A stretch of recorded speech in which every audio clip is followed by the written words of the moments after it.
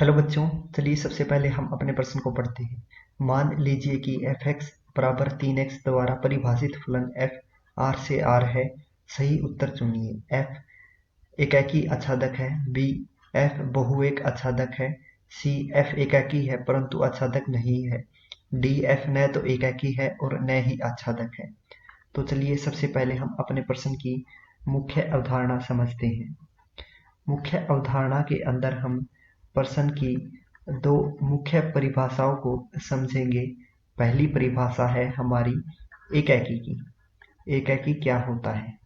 एकाकी अगर हमारा फलन f a से b में है और अगर हमारा x1, x2 हमारा a से है और f x1 बराबर f x2 है, तो इसका मतलब होगा कि हमारा x1 बराबर x2 के होना चाहिए। अगर ऐसा होगा तो हमारा फलन एकाकी होगा। अब हमारी दूसरी परिभाषा है आच्छादक की। आच्छादक मतलब f के अंतर्गत b का प्रत्येक अवयव b का प्रत्येक अवयव a के किसी न किसी अवयव का प्रतिबिंब होना चाहिए। होना चाहिए। इसका मतलब कुछ इस प्रकार से है कि प्रत्येक हमारा y अगर b से है तो ऐसा हमारा x का एक अवयव होना चाहिए a में से कि हमारा f(x) हमेशा y के बराबर हो। ये प्रत्येक y के लिए होना चाहिए। तो चलिए इन दोनों परिभाषाओं की मदद से हम अपने प्रश्न को हल करते हैं। हमारा प्रश्न है f(x) बराबर 3x और f हमारा R से R में है, रियल से रियल में है।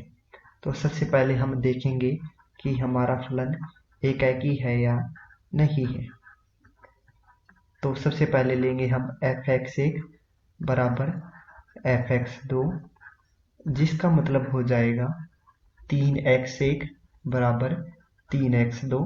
3 से 3 कट जाएगा तो हमारे पास आ जाएगा x1 बराबर x2, जिससे हम कह देंगे कि हमारा फलन f(x) है वो एकाकी है। f(x) हमारा एकाकी है। अब हम देखेंगे कि हमारा फलन आच्छादक है या नहीं है। अब हमारा f(x) है वो कुछ इस प्रकार से है 3x, उसको हम माना y रख लेंगे।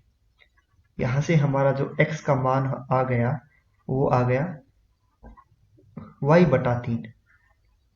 अब हम देख सकते हैं कि प्रत्येक y हमारा रियल से हमें x प्रतिबिंब के रूप में मिलेगा।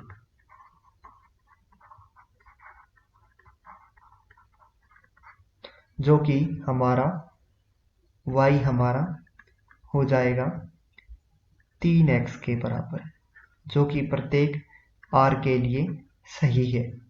तो हम कह देंगे कि हमारा फलन आच्छादक है। इसी के साथ हम कह देंगे कि जो हमारा फलन है f(x) वो एकाकी व आच्छादक है।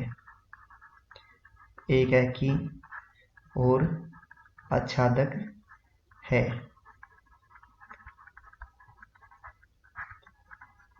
तो हमारा ऑप्शन एकाकी आच्छादक है, ए सही होगा। तो हमारा ऑप्शन जो ए है वो सही होगा। इसी के साथ जो हमारा प्रश्न है वो समाप्त होता है।